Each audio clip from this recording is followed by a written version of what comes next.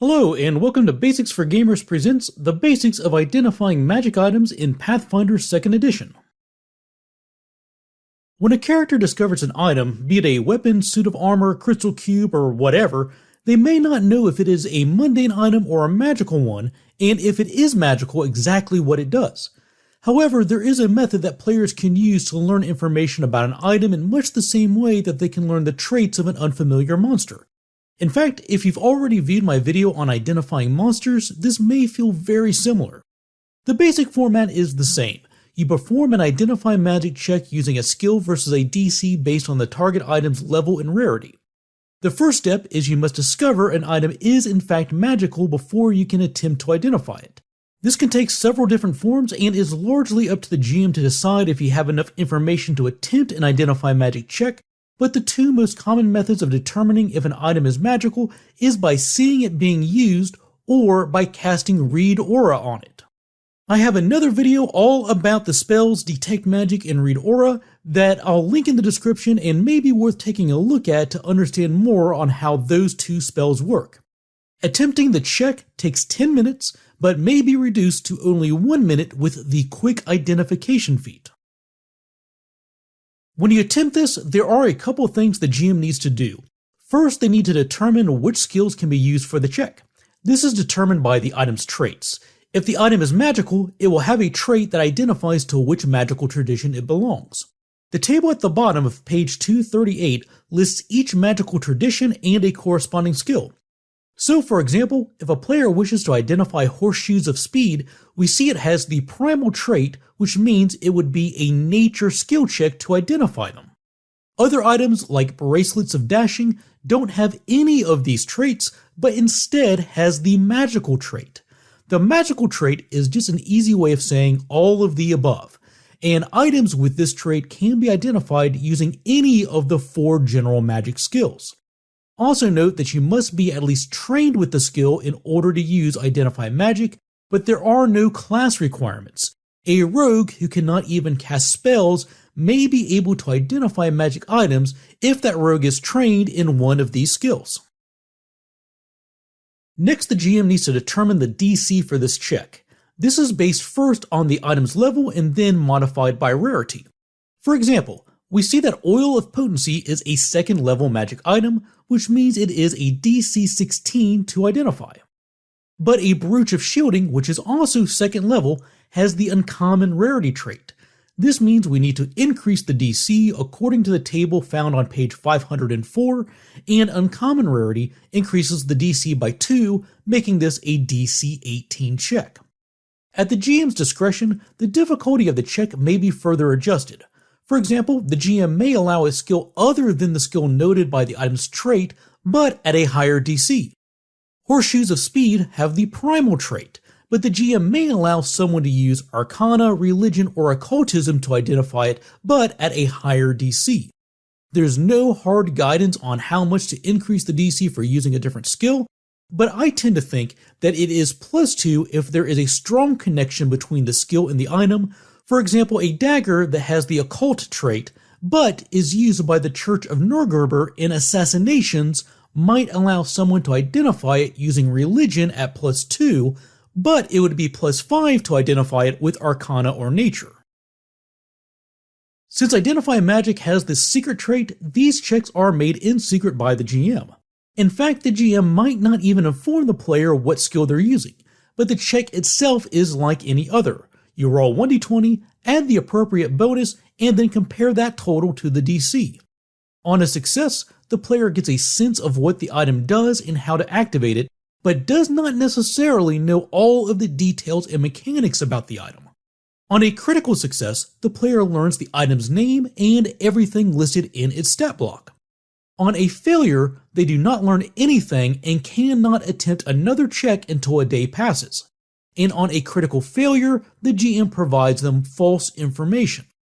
And a quick note about identifying scrolls: if the spell that's written on the scroll is either one you know or is both common rarity and on your spell list, then you can spend a single action for recall knowledge and automatically identify the scroll. No rolls are needed.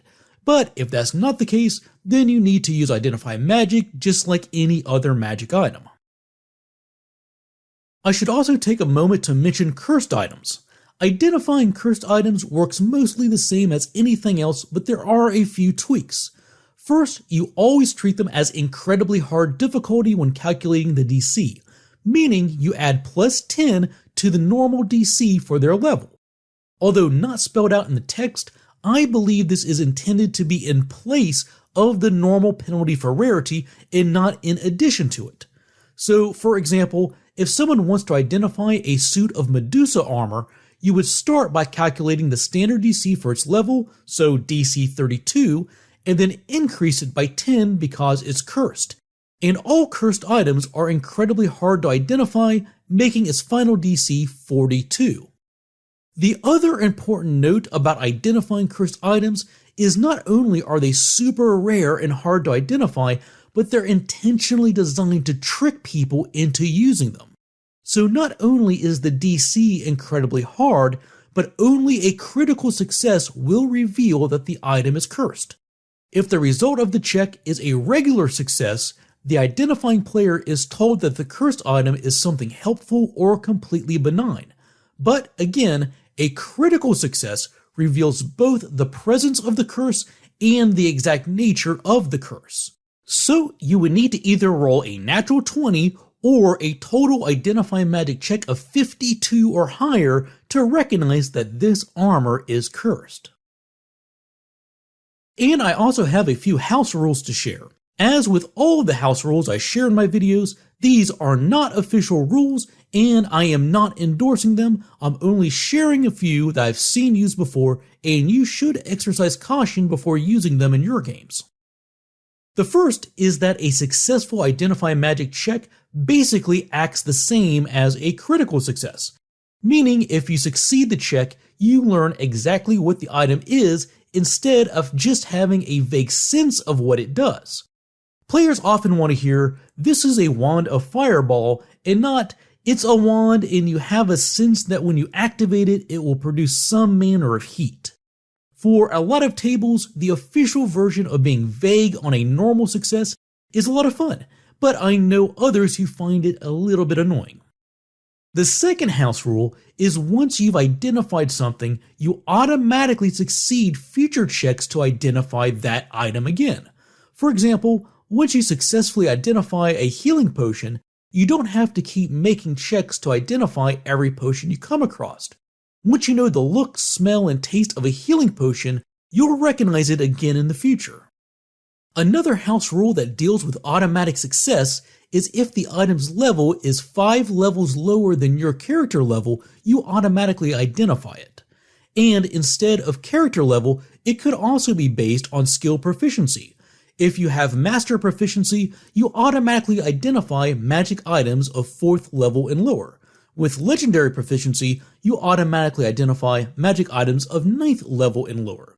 This also helps with high level play, where +1 striking weapons become standard issue for enemy characters, and you don't want to slow the game down by forcing a skill check in 10 minutes every single time you need to identify each and every sword and dagger you come across. And the last is a house rule that addresses how you identify magic items when no one in the party is trained in one of these required skills. The quick and easy method is to treat this as an earn income activity, such as those found on page 236. For items that are level 8 and lower, you use the expert proficiency column. For items level 9 through 15, you use the master proficiency column, and for higher level items, you need to hire someone with legendary proficiency. So if you want someone to identify a level 5 magic item, they'll examine it and say, that'll cost you 1 gold piece. If it's a 10th level item, it'll cost 6 gold pieces to identify, and if it's 17th level, it will cost 55 gold pieces. And keep in mind that the settlement must have a high enough settlement level to provide this service, and it might also require gather information checks to find someone who is able to identify the item as well. And the GM might increase the cost for higher rarity items, or decrease it since the listed prices on the table represent an entire day's work. In this video, we discussed the basics of identifying magic items. Identifying magic items calls for an Identify Magic check.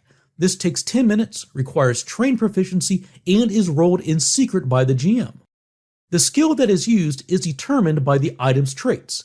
If it has the arcane, divine, occult, or primal traits, then you use that trait's corresponding skill. If it has the magical trait, then you can use any of those 4 skills. The DC is based on the item's level and increased due to rarity. The DC may be further increased if a different skill is used for the check. If successful, the player gains a sense of what the item does and how to activate it. On a critical success, they learn all the details about the item. On a failure, they learn nothing and cannot try to identify it again for 1 day, and if they critically fail, then the GM provides false information. When identifying scrolls, if the spell is either one you know or is both common rarity and on your spell list, then you can spend a single action for recall knowledge and automatically identify it.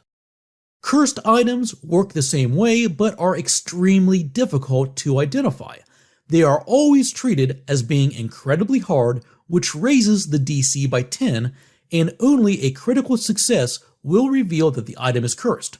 On a normal success, the GM tells the player it is either a helpful or harmless item. Before we close, I'd like to take a moment to thank all of our patrons. These videos would not be possible without their continued generosity and support.